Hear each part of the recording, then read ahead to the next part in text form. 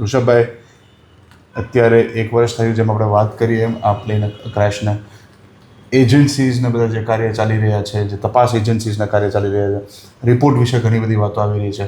આપની પાસે એના વિશે શું માહિતી છે? એજન્સીઝ અને પરિવાર વચ્ચે શું સંપર્ક છે અને એની કંઈ અપડેટ જો હોય તો આપ જણાવો. તો કરણભાઈ, આપના માધ્યમથી હું તમામ પીડિત પરિવારો અને general to all the citizens I want to urge કે આપણે ભારત સરકારની તમામ એજન્સીઓ, પછી DGCA હોય, ministry of civil aviation, aircraft accident investigation bureau AIB, તમામ પર આપણે ભરોસો રાખીએ. એજન્સીસ પોતાનું કામ કરી રહી છે અને વિથ ડિલિજન્સ અને વિથ ડેડિકેશન લોકો કરી રહ્યા છે. તો આપણે એમને સહયોગ આપીએ.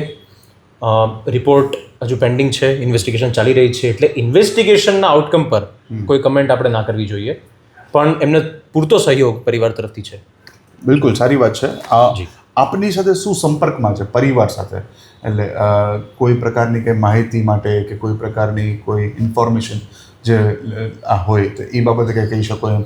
અત્યારે ઇન્વેસ્ટિગેશન ઓનગોઈંગ છે, બરાબર છે, 1 વર્ષ થઈ ગયું હોય, પણ કોઈ એવી માહિતી આપની પાસે છે કે કોઈ નિષ્કર્ષ સુધી હજી સુધી ઓનગોઈંગ ઇન્વેસ્ટિગેશન દરમિયાન પહોંચ્યા હોય, એ કંઈ તમારી પાસે? તો કરણભાઈ, એજન્સીસ દ્વારા આજે યુઝ્યુઅલી કોઈ પણ આવો પ્લેન ક્રેશ થાય તો આખી એની એક પ્રોસિજર હોય છે કે પહેલાં તો બ્લેક બોક્સ, એમાં પણ 2 કોકપિટ વોઇસ રેકોર્ડર અને ફ્લાઇટ ડેટા રેકોર્ડર હોય. તો શરૂઆતમાં એને ફાઇન્ડ કરી એમાંથી ડેટા એક્સટ્રેક્શનનું કામ થાય. પછી અલગ અલગ પ્રકારે, એટલે આમાં શું છે કે દરેક થિયરીને ચકાસે કે આ થિયરી હોઈ શકે, આ ના હોઈ શકે. પછી એના ક્લૂઝ જોવે કે આ મોસ્ટ પ્લોઝિબલ થિયરી કઈ છે, એના પર પછી થાય. તો આમાં યુઝ્યુઅલી ફેમિલીઝનું કંઈ કન્ટ્રીબ્યુશન હોતું નથી. એટલે જે કાંઈ પણ છે એ બધા એના ઇન્વેસ્ટિગેશનના ક્લૂઝ, કારણ કે ખૂબ મોટો એક્સિડન્ટ છે એટલે વાર લાગવી એ પણ સ્વાભાવિક છે. પણ ફેમિલીઝનું ઇન જનરલ આમાં કોઈ ઇન્વોલ્વમેન્ટ હોતું નથી.